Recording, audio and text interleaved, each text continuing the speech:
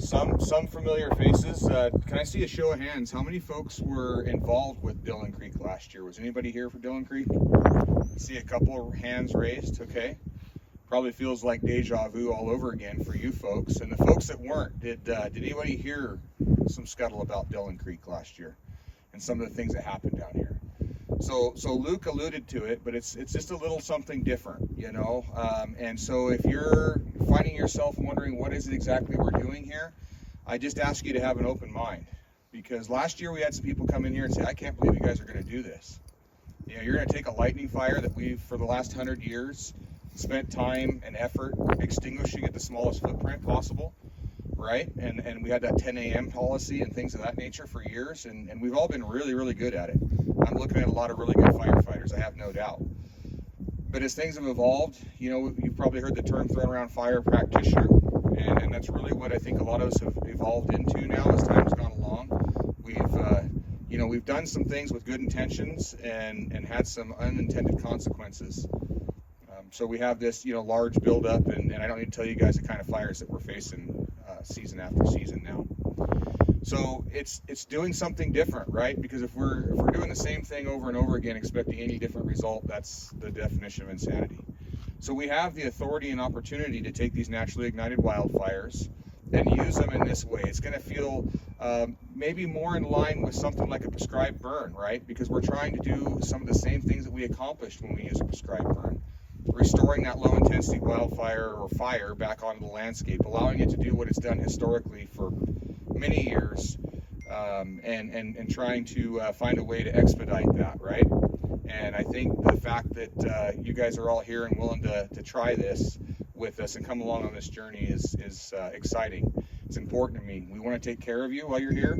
It's going to be cold. I can't change that, but we're going to take care of you. We're going to feed you well. The caterer that's coming in here was here last year, and they did well. They were very well received. And for you folks that were here last year, I can see some more head nods. They did very good. So we'll have that set up for you by Wednesday, like Christy said. So there's some things to look forward to.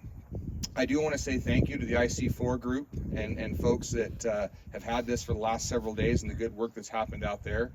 You know, it's always a little bit of a difficult thing. It's kind of like digging a bunch of hand line and having a dozer run it over, right?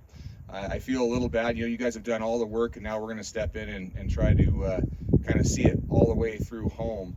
But you're still here. You're still a part of this, and we want to give the credit to you guys for that good work that's been done during that time. We mentioned that the Klamath tribes and some of their significant sites were mentioned, and I want to touch on that again here, that this is all the ancestral lands of the Klamath tribes.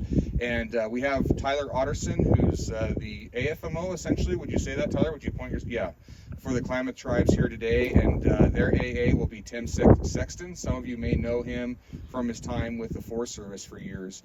They'll have opportunities to speak to us in future briefings, but I just want to relay on their behalf that you know, we're operating in a piece of ground here that's significant to them. There are features out there that we look to protect. Those are only the ones we know about. There will be others out there we may not know about. So if you find something, you come across something, please do the right thing. Point that out to some of our reeds, and we have some reeds here. We have Kyle Gomez here as our lead reed, and we'll have others. And we'll make sure that we deal with that appropriately and with the respect it deserves. One of the things that you may not realize that is important, not only to the tribes, but to a lot of us here, is these large, old legacy ponderosa pine trees. Those big orange-bellied pines, right? They've been here for a long time.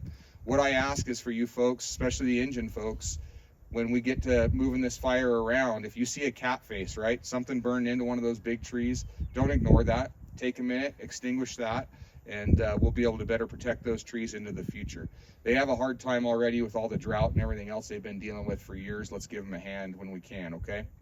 The last thing I think I had here was just talking a little bit about the history of this. Mentioned this is the second one. It's actually about the fourth or fifth one. We had a couple of small ones that we tried in other areas, and so this has been kind of a natural ramp up, trying to match pace and scale with the work that's ahead of us.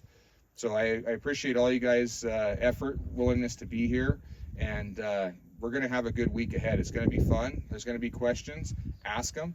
If you think we're silly for doing this, come talk to me. We'll have a conversation. I'd love to have a conversation about what we're doing.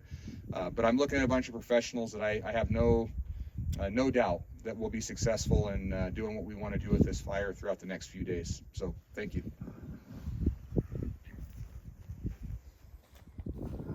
Thanks, Evan. That concludes the briefing. Have a good, safe day. Thank you.